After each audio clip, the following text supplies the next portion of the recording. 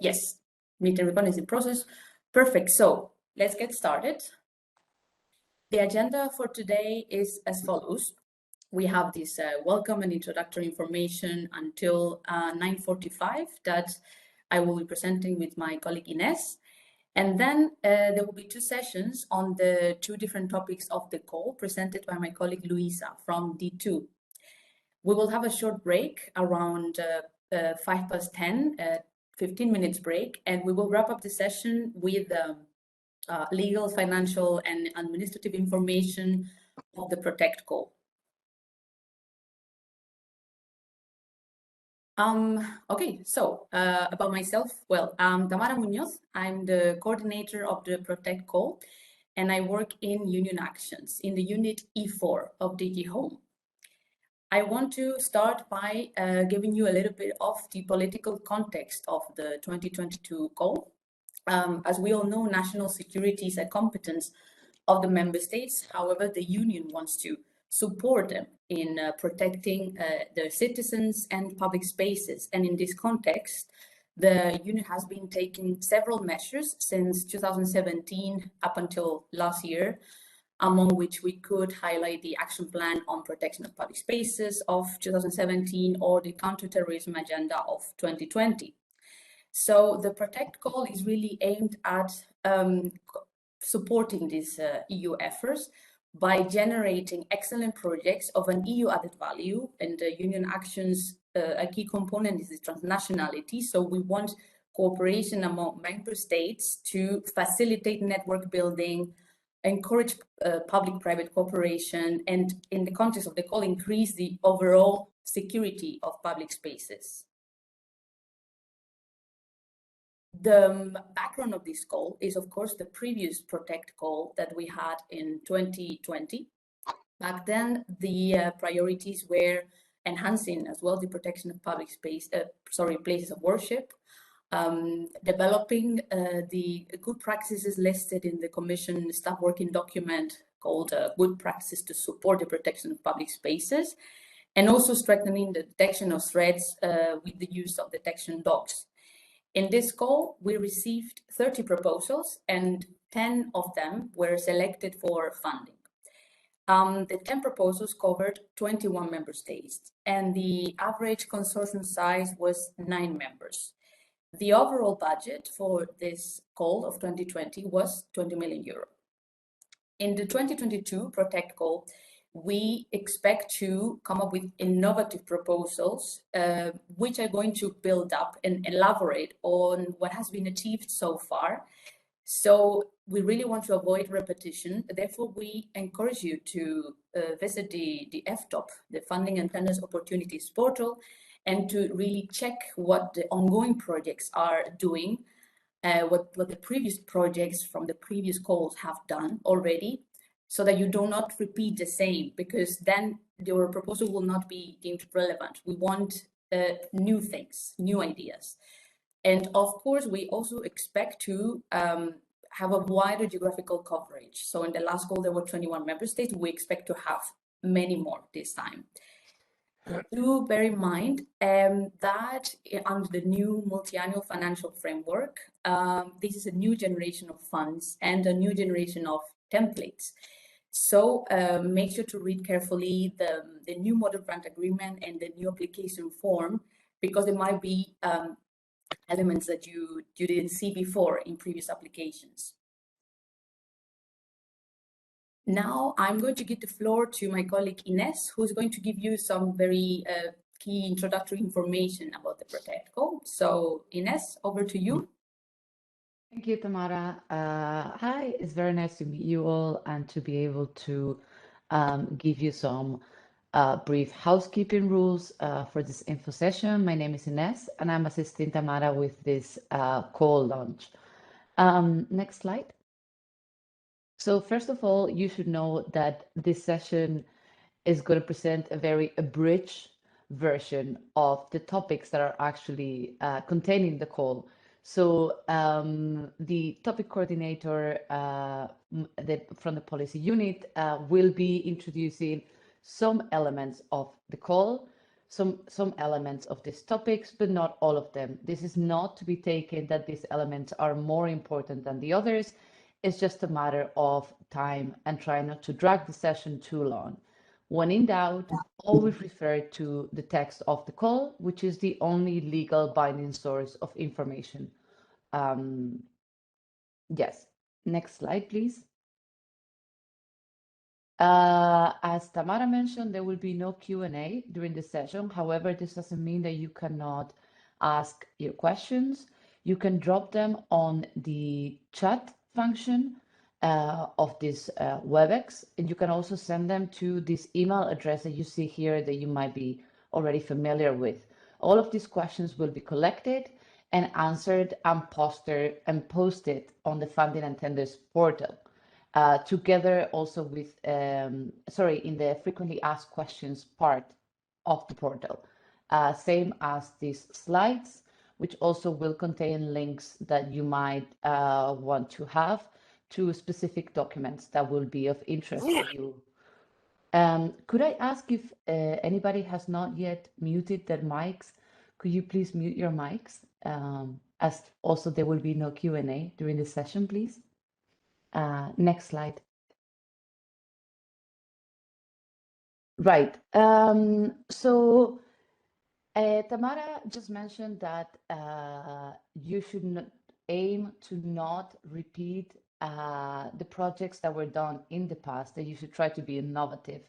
This is true. However, something that's very important is that you also build on the results of previous projects or even ongoing projects at this moment, that you really take a look at what has been done before in these topics of protection of places of worship, protection of public spaces, and try to build on these initiatives, on deliverables that they may have, on ideas, on successful cooperation or communication strategies. We also, for obvious reasons, really encourage you to include activities in Brussels that we can very easily take part and observe. And we also encourage you to include in your communication strategy the kind of dissemination activities and products that the Commission or the DG Home more specifically also tries to aim for, such as, for example, fact sheets that are very clearly disseminatable and that we can then also share on our own networks very easily. We encourage you to, or we would like to see as much public-private cooperation between entities as possible. We really believe that this is the most successful recipe for creating projects that have good synergies and can establish lasting results in terms of the protection of public spaces. And finally, we would really like you to consider for each of the parts of your application that, you know, the activities, the ideas, the goals, the ethos of the project that you submit, that really it is in line with larger EU policy interests and priorities. This can have to do with environmental, such as Green Europe, with social issues in terms of gender equality, etc., etc. Next slide, please. Furthermore, and this is maybe the least fun part of my presentation, but please don't be too scared by it. This call will be regulated by the multi-annual financial framework between 2021 and 2027. One change that this introduces for us is that the projects funded under this call will also need to abide by the fund's performance and monitoring framework. What does this mean? This means that the projects that are awarded under the 2022 Protect call, we need to contribute to this monitoring framework with a series of output and result indicators. These indicators are meant to measure different aspects, obviously, of the performance and the deliverables of the projects. An example that you can see here has to do with the number of critical infrastructure and/or public spaces with new and/or adapted facilities protecting against security-related risks. And here, next to it, you would give a number. There are a set of them to be completed, and these are to be completed at the end of the project, at the final report stage. But we think it would be really useful for you to really take a look at the indicators before or while you draft your application, so you can already have them in mind while you write your monitoring strategy. So you will be very aware of what things you will be asked to report on at the end, and furthermore, that you will be asked to confirm on your honor that the data of this containing this indicator performance framework has been duly submitted to us. Next, please.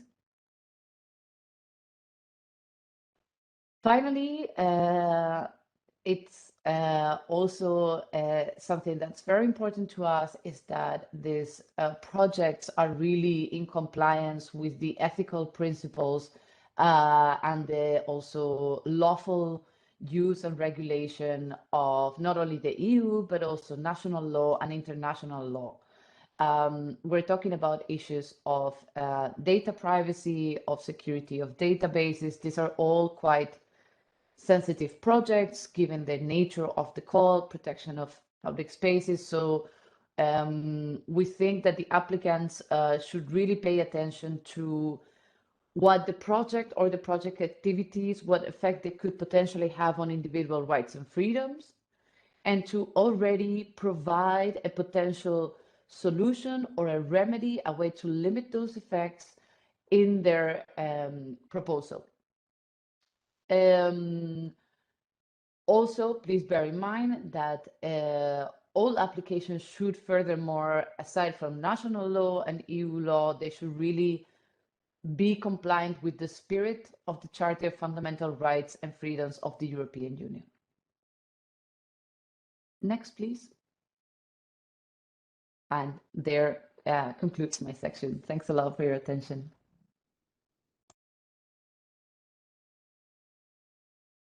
My voice is a bit strange this morning. Thank you very much to Ines and Tamara for your introductory words. I would like to say a few words about the policy side of the call.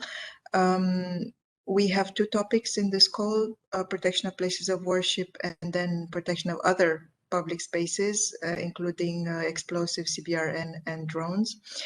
Maybe to give you a small framework or an update on the policy framework at EU level, and we can start with the slide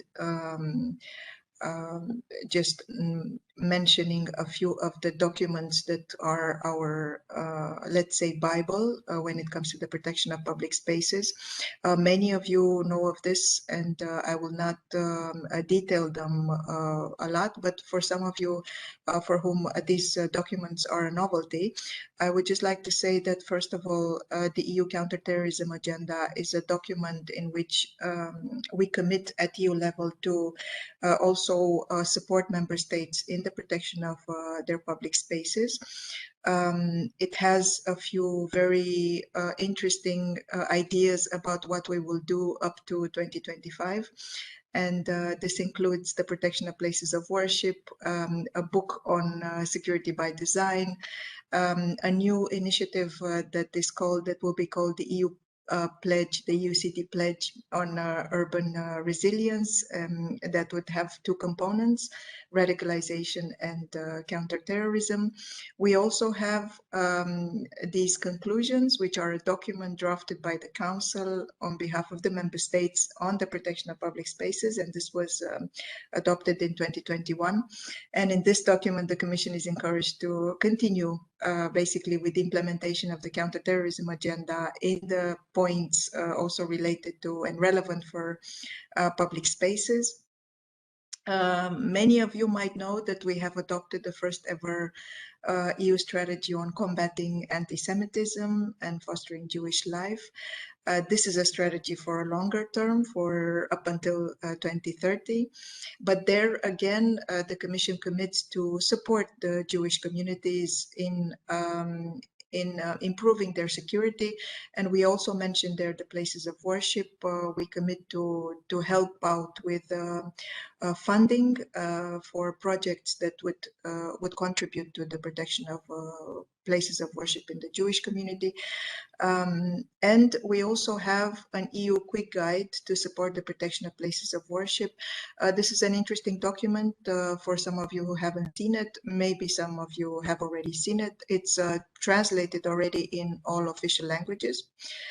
So I would give you can Google it, you find it online. I would suggest that you also have a look at this document, especially if you're interested in applying for the topic on the protection of places of worship. You can go to the next slide. I mentioned already the Counterterrorism Agenda. It has a few pillars. The anticipate, the prevent, the respond, and the protect. Today we are discussing about the protect pillar because this is referring to the protection of public spaces. And I've already mentioned a new initiative that we are considering on helping cities fight against radicalization and counterterrorism. And I think you can go to the next slide. Now, when it comes to the actual topic of the call, and many of you might have read already the call and the requirements there, from a policy point of view, we would like to see as an objective of these proposals to enhance the protection of places of worship of all faiths.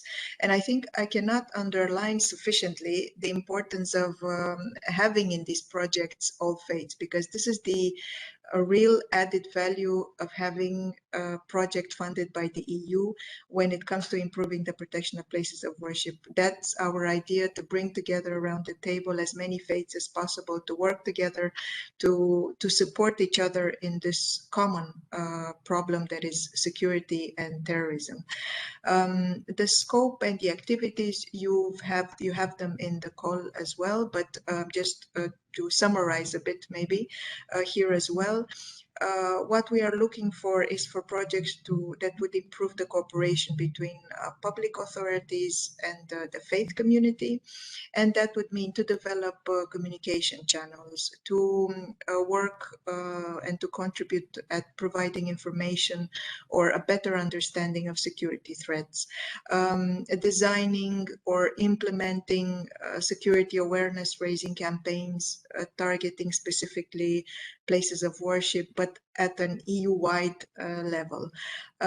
Also, we are trying to see in projects, we want to see in projects that they try to make citizens more aware of threats, to encourage them to report suspicious behavior, for example, when they are in church or at another place of worship, and to promote also an appropriate response to these threats, because it's not sufficient to report, it's also important to respond. Another activity that could be envisaged in these projects would be the sharing of knowledge, and that's very important, and we can't have enough of sharing of knowledge. And not only knowledge, but also tools, good practices on protective measures across different member states, because what we are looking, of course, is a project that is not that is EU-wide, so that it has a cross-border dimension. For example, among the same faith organizations, but of course, preferably between and involving different faiths. And finally, we also want to see in these projects that there is that they work on the development or the implementation of security concepts, measures, programs, communication plans, development and implementation of trainings and workshops when it comes to the protection of places of worship. This is a little bit about the objective that we have when we will evaluate the proposals, but also about the scope of the projects and the concrete activities that we have in mind. Next. And this brings me to a second topic, which is the other places, public spaces, and this includes Cprn, drones, and explosives. I add here to documents to the policy framework that we were already talking about earlier, and this is the 2017 action plan when it comes to Cprn. This aims at enhancing the preparedness against chemical, biological, radiological, and nuclear security risks, and also a very interesting piece of legislation that we have adopted relatively recently and is already in force. It's the regulation on the marketing and use of explosive precursors. And now, if we go to the next slide, we can talk a little bit about the objectives in this second topic, and then maybe we take every objective and we talk a little bit more in detail about each one. When it comes to the first objective, the idea here was that we would like to see in proposals projects that are working at improving the protection of public spaces.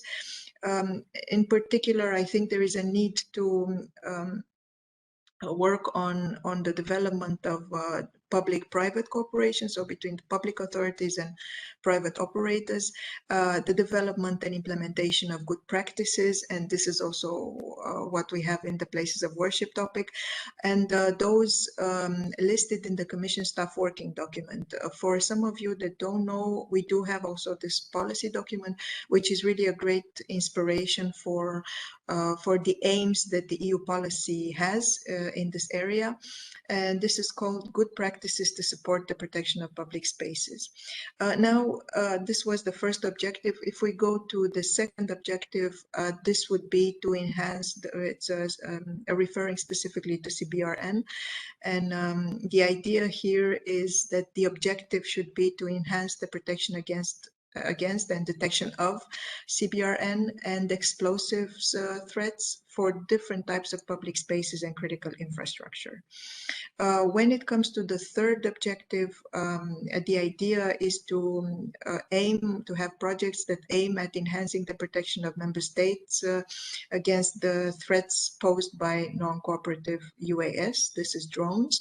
And the final objective, the fourth, it refers specifically to explosives precursors, to improve or to enhance the implementation of this regulation that I mentioned already at the previous slide. If we go to the next slide, we can talk a little bit more about objective 1, and this has 4 main streams, let's say. First of all, assessment and planning, for example, doing vulnerability assessments, which are really very important for ensuring a good security against terrorist threat, event security plans, for example, train a security person or more persons, and to develop or draft crisis management plans. A second stream here under objective 1 would be awareness and training. For example, increasing public awareness by having these public awareness campaigns, organizing campaigns on reporting of suspicious behavior, develop and implement an internal security awareness program for all employees, also develop, if there are no internal insider threats awareness programs, and have basic security training programs for all staff in an organization. A third stream here under objective 1 would be basic concrete physical protection, and to give you some examples which are already in the text of the call. For example, to assess security or physical protection when designing, assess the necessary access controls and barriers, whilst avoiding, of course, creating new security vulnerabilities.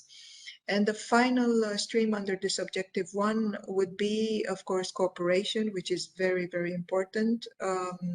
That's one of the essential ideas of giving funding to projects to increase cooperation. And to give you a few examples as well here, to have contact points or to clarify roles in public-private cooperation on security, to have to develop a trustful and timely communication and cooperation, to have a coordination work on the protection of public spaces, but not least have a good communication and a good practice of exchanging ideas.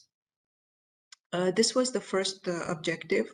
If we go to the second objective, this refers specifically to Cprn, as I mentioned, in public spaces.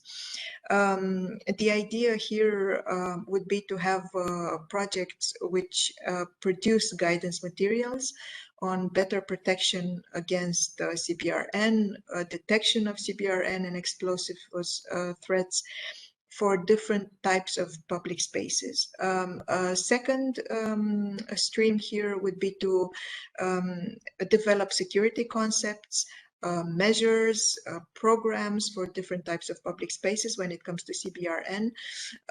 And last but not least, of course, trainings are essential. And these trainings would be aimed at better protecting against Cprn threats and detection of Cprn and explosive threats, also for different types of public spaces. What is a public space? Of course, each public space has its own specificity, but we know that public space, when we talk about public spaces, we talk about sports facilities, shopping malls, cross-border tunnels, schools, restaurants, hotels, and the list is never-ending. And of course, we would like to have both law enforcement and operators in this kind of project. This was objective 2 on Cprn. If we go to the third objective, we will see on the next slide, this is about drones. Here we would like to see mainly the development of training modules for member states, law enforcement or civil agencies in charge of countering or mitigating the threat posed by non-cooperative UAS. And of course, to develop different functions and responsibility levels and to explore this area, including command, acquisition, operations management, training, and operator in this field. And the fourth objective and final objective is about explosives.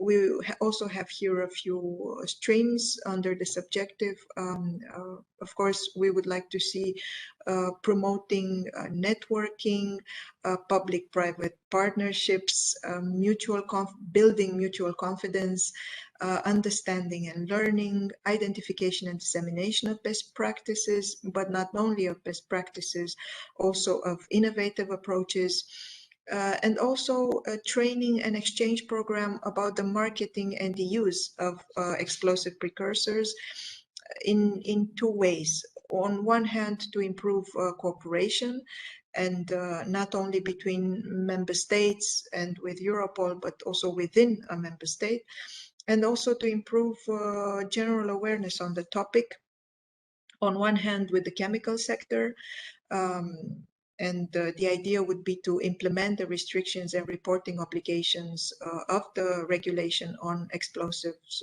precursors, but also in relation to what makes certain transactions of explosives precursors suspicious, in particular in an online setting. Saying this, I am done with talking about the policy aspect of the call. If you have any questions for us, we look forward to receiving them and to reply to them as soon as possible. As Tamara said, you can either add them to the chat or send it to us by email. And I wish you good luck, and I thank you for your attention, and thank you so much for attending this session, because we really want to have as many good proposals as possible.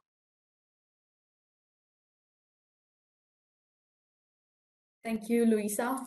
I believe then we can take a short break and we can reconvene at 10:20 to go through the legal and administrative aspects of the call. So yes, see you in a bit. Thank you very much.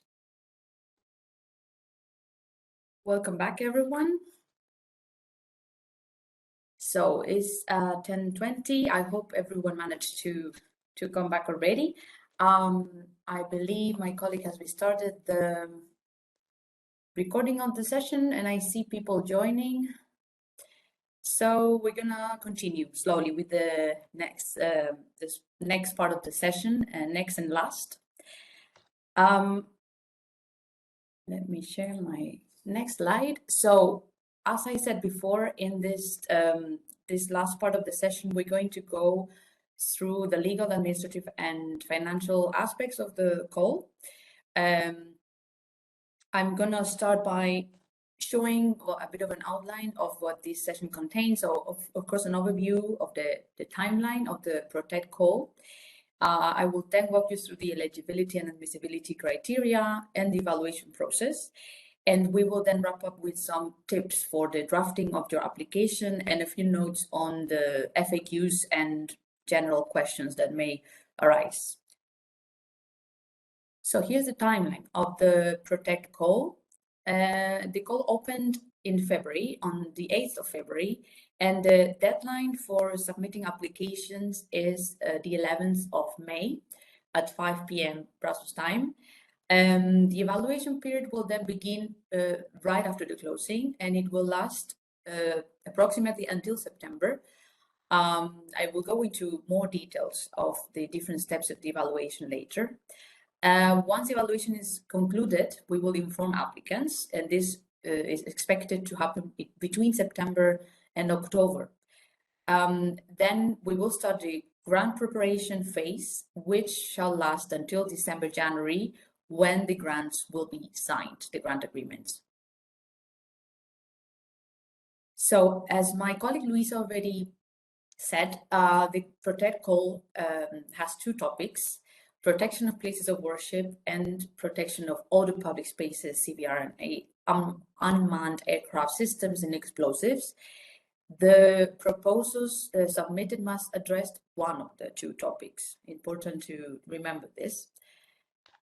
The budget for the call is 14.5 million euros, and it has been allocated, as you see on screen. 9.6 go to the topic 1 and 4.9 to topic 2, although the Commission reserves the right to not distribute all the available funds or to reallocate the funds across the two topics if it were necessary. So on admissibility criteria, of course, for your proposal to be deemed admissible, you need to submit it before the deadline. And you need to use the electronic system in the FTOP, in the Funding and Download Opportunities portal. There are two forms to fill in. The part A, it's an online form that you can just, as I said, fill in online. Part B, on the contrary, you need to download it, fill it in, and then re-upload it as PDF. Part B, it's very important to not customize it, to keep all sections as they are. All the instructions should remain there. Please do not alter the structure of the template. Even if the section is not relevant for your application, just keep it as it is and submit it the way you just download it from the portal. Don't forget, of course, to include the relevant annexes as well. The application must be drafted in one of the EU official languages. You are allowed to submit it in other languages, but we highly appreciate if you use English, because this is going to speed up the evaluation process greatly. So on eligibility, the criteria can be found mostly on section 6 of the call text and also section 2. And we are going to go through the main points for of the eligibility criteria in the following slides. The first one is the legal status of applicants and co-applicants. This is quite straightforward. Both public and private entities can apply as both coordinator and beneficiary. The only restriction, so to say, is for international organizations who can only apply as co-beneficiary. Union actions, except for the Joint Research Center, are ineligible to participate in this call, and also natural persons are ineligible applicants. Concerning the eligibility of applicants regarding the country of establishment and the transnational component. So all applicants and co-applicants must be established in the eligible countries, which are the EU member states, all of them except for Denmark. And these includes as well the overseas territories. They are also eligible to apply. International organizations do not have this constraint in terms of country of establishment. And beneficiaries, potential beneficiaries from countries with ongoing association agreement negotiations may apply as well, as long as the grant is signed once the negotiations have concluded. Lastly, the transnational component. This is very important, and we have already underlined this at the beginning of the presentation. Luisa has also mentioned it. The eligibility in this regard is that proposals must be submitted by a minimum of 2 applicants, which must be beneficiaries, not affiliated entities. And this 2 applicants must be from 2 different eligible countries. Although remember that we do encourage a large multinational consortium, and if you recall what I said at the beginning, the previous call, the 2020 Protect call, had an average consortium size of 9 members, and the call covered, the selected projects covered 21 member states. So we highly encourage this transnational component. The project duration is maximum 24 months for both topics. By means of an amendment, extensions are possible in duly justified circumstances, but applications must not foresee a longer period for the project to run, maximum 24 months. If you foresee a longer period, your proposal will be deemed ineligible. This applies as well for projects whose activities have started before the date of submission. These will be deemed ineligible as well. Regarding the EU contribution, minimum and maximum requested grant amounts for both topics are the same. The minimum amount is 500,000 euros and the maximum is 3 million. This refers to the requested EU contribution, not to the total cost of the action, or the total budget of the project. And of course, applications with lower or higher EU requested contributions will be deemed ineligible as well. Now we're going to dig deeper into the evaluation process. Many of you might be familiar with it if you have applied to previous calls, but we're going to go through the main points now. And it's important to notice that this presentation is for information purposes only. It does not constitute a legal or professional advice. So this presentation is without any prejudice to any future decisions of the evaluation committee on the proposal that we will actually receive. And having said that, let's go quickly through the different steps of the evaluation. So all proposals are read by us and evaluated by the evaluation committee, which is composed of 3 people, 3 evaluators. The first step, or the first phase, so to say, is the preliminary check. And I don't want to call it step because we already have 2 steps in the technical part of the evaluation. So the first phase is the preliminary check. And here we will review proposals in terms of admissibility and eligibility, which I have just explained and which you can see in sections 5 and 6 of the call text. The second phase, so to say, is the technical evaluation.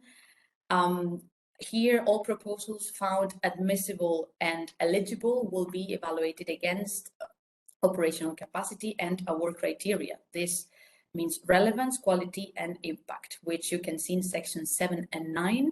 and in which I'm going to elaborate further in the following slides. So the technical evaluation is composed of these two steps. Step 1 is relevance, and step 2, quality and impact together.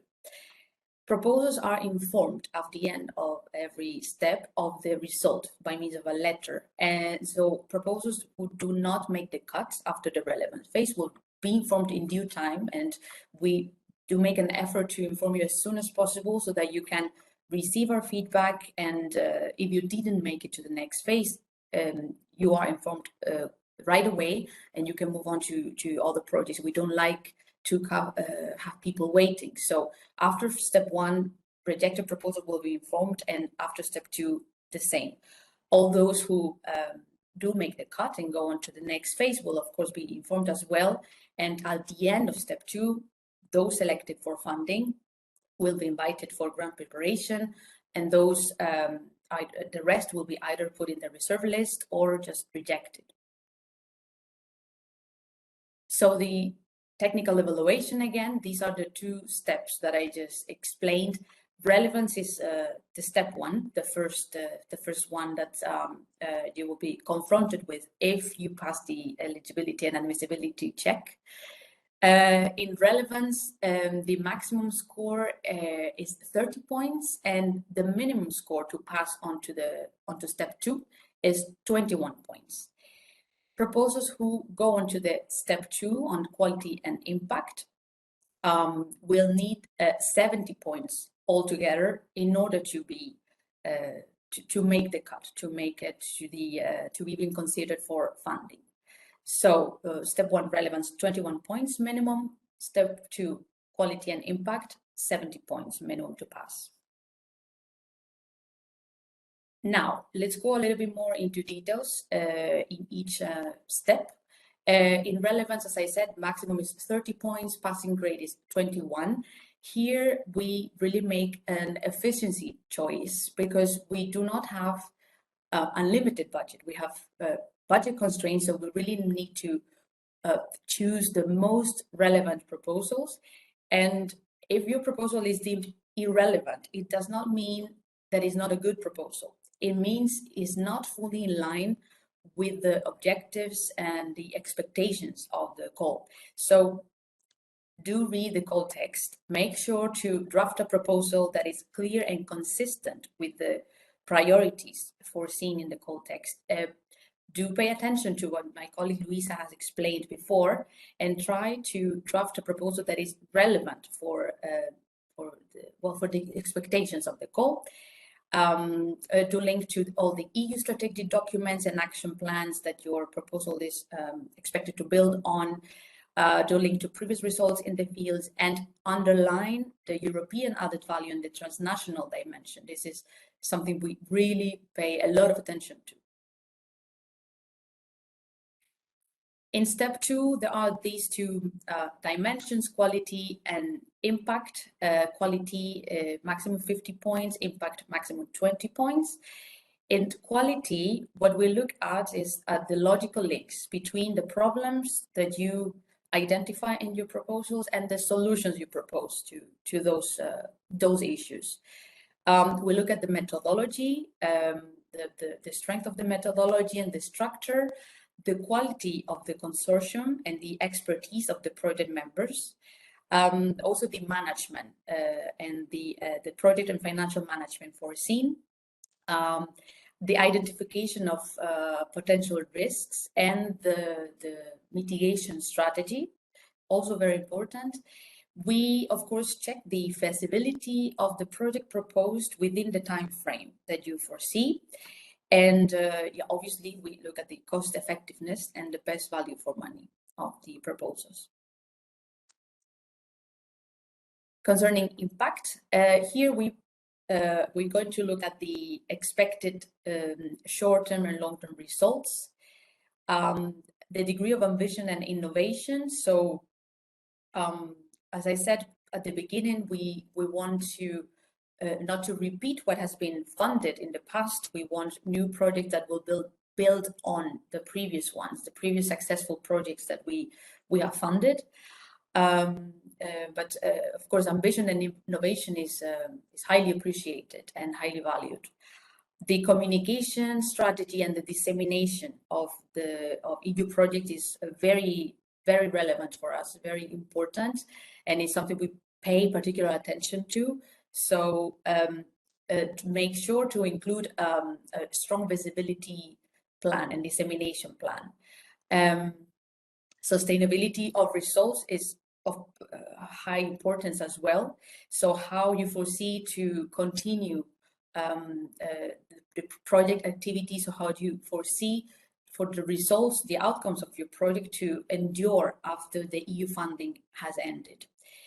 And replicability, this is extremely important as well. So the transnational aspect is, among other things, because we want for the actions to be able to be replicated in the future in other contexts. This is why having transnational consortiums is so important, to build projects and actions that will be able to be replicated and to be reproduced in other contexts. I'm going to give you now a few tips and guidelines for the drafting of your application, because it's a lengthy process, of course, and very time consuming. So there are some things which may seem obvious, but it's worth keeping them in mind. Do read the call text and make sure that you have fully understood the topic, the priorities of the topic, the political context behind, and the issues that it's intending to respond to. Make sure to build a partnership that is strong enough and that is fit for the issue at stake, the priorities that you want to respond to. But when drafting, be explicit. Again, underline the relevance of your proposal. This is very, very important, especially to make the cut in the first, in the step 1, relevance of the evaluation. Be explicit, because we will just evaluate your proposal as it is, as it was submitted. We will not try to guess what you meant by these suggestion or this idea. We will just evaluate it on the basis of what we receive. So be as explicit as possible. Of course, take your time, but do not wait until the very last minute, especially because there might be technical hiccups. It can happen. So try to submit a little bit before the deadline.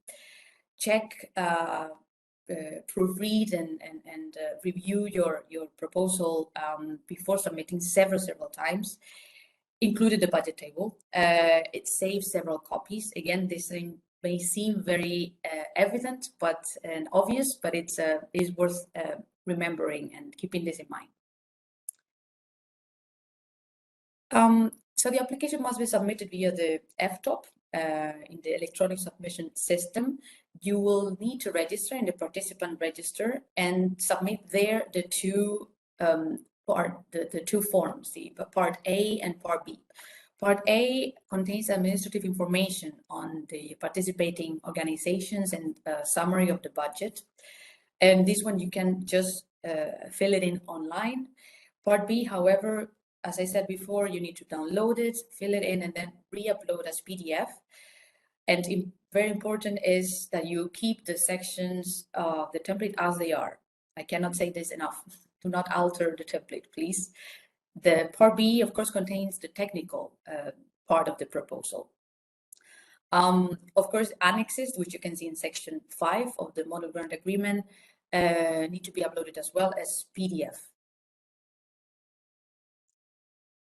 Useful resources during your application are, of course, the goal document. This is your Bible for the drafting of your application, and also these are all the sources that you see on screen: the online manual, and the FAQs, the general FAQs and the topic FAQs. These you can find in the FTOP, in the Funding and Tenders Opportunities portal, under the support section, and in the call text, in the call page, sorry. So the basis for this eligibility check of applications is a self-assessment of legal status.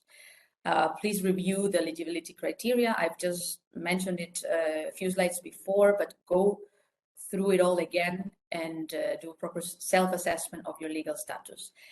Again, natural persons are not eligible to participate in the call. Do check as well the eligibility in terms of country of establishment that we've seen just a few slides before. All this is going to be reviewed once again by the Commission in the grant agreement preparation. So concerning the eligibility of costs, all the parameters are fixed in the grant agreement. You can see in point 3 in Article 5. So do check the new model grant agreement to find out all this information.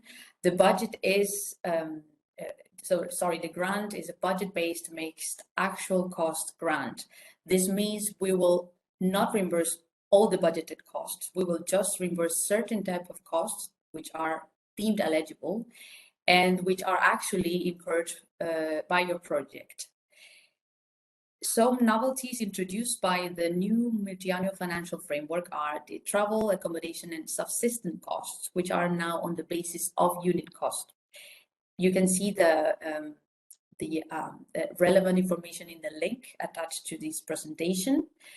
And on equipment cost, it's important to know that even though the rule is normally depreciating costs, for this call in particular, we allow exceptionally for full equipment costs, although the proposal must include an appropriate justification and together with a list of the items, the equipment items that you expect to have fully reimbursed. They must be duly identified in your proposal text.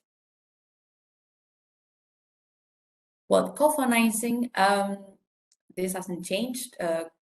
Co-financing rate remains at 90%. This you can also see in the grant agreement. Ineligible sources of co-financing will be deemed ineligible costs, and in-kind costs are ineligible costs as well. How to split the cost of the action? This is really up to the consortium members. So the 90% co-financing of the Commission, you can distribute it among your partners the way you please, and the 10% remaining that you co-finance yourselves, it is as well up to you to distribute.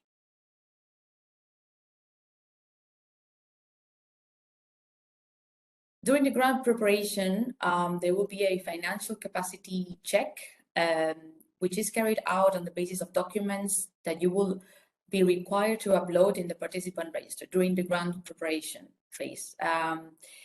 This financial check is done on neutral financial indicators, but takes into account as well factors such as dependency on EU funding and deficit and revenue in previous years.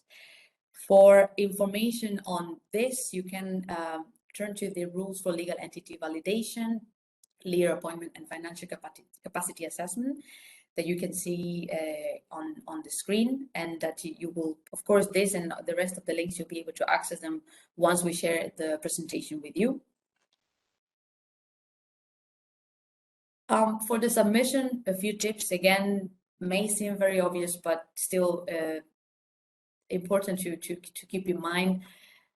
Submit to the right topic. We've had already issues concerning this. Make also sure that there's coherence between Part A and Part B. Again, submit well ahead of the deadline whenever possible, and save copies of your application. There are warning messages sometimes in the portal that you must be attentive to as well.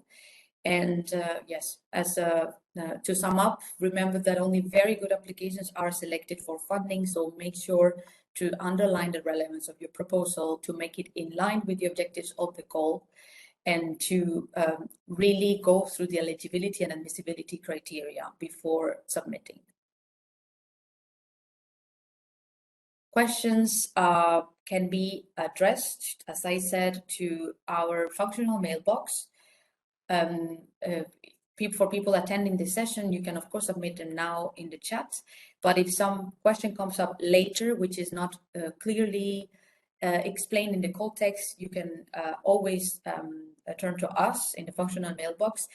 For questions related to the portal, the participants portal, please contact the IT help desk, because we in DG Home, we cannot help you with technical hiccups. We're going to refer you to the IT help desk if you come up to us with such questions, such as why do I have this warning message? Why can I not upload this document here?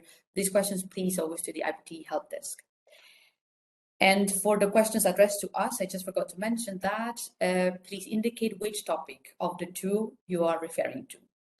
You just introduce the topic ID in the subject of the email, and this will really facilitate our work.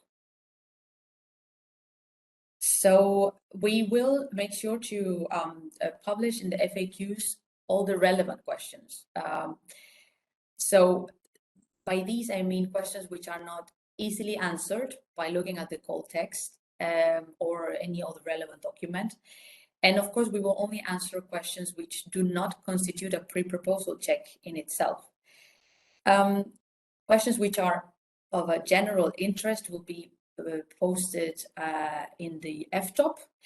If we receive a very specific question that only applies to one particular case, of course, we will reply over email, but all those which are relevant for all potential applicants will be directly answered and posted in the FTOP as soon as possible. This is a screenshot of where you can find the FAQs in the portal under the support tab. You have general FAQs and also topic specific FAQs. Here are some examples of the questions that we will answer, which are relevant. For example, how many objectives are to be addressed under topic 2 of the Protect call? We already had some questions in this regard. It was not very evident from the way the call was written. So the answer to this is one objective. And this is an example of relevant question related to the policy priorities the call is responding to. Administrative, legal, and financial questions are can be also relevant, of course. An example would be, is it possible to apply as affiliated entity for a private entity? So these kind of questions, please do address to the functional mailbox, and we will make sure to answer and publish them if they have not been published already in the FAQs. A few examples of questions we will not reply to. Essentially questions on eligibility of activities or applicants. These constitute a pre-proposal check, so we will just not respond to them. Examples are, is my consortium strong enough? Do you think my activity or my proposed activity is in scope, is relevant enough? This question on NGOs, has it been it's been recently established, would that impact our chances of being awarded the funding? This is clearly a pre-proposal check, so please refrain from sending these kind of questions.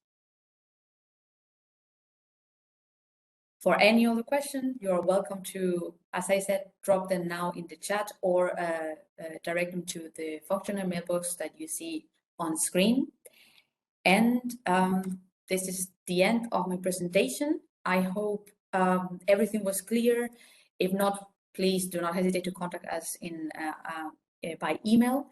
And all I have to say is good luck with your applications. Thank you very much for attending, and see you very soon.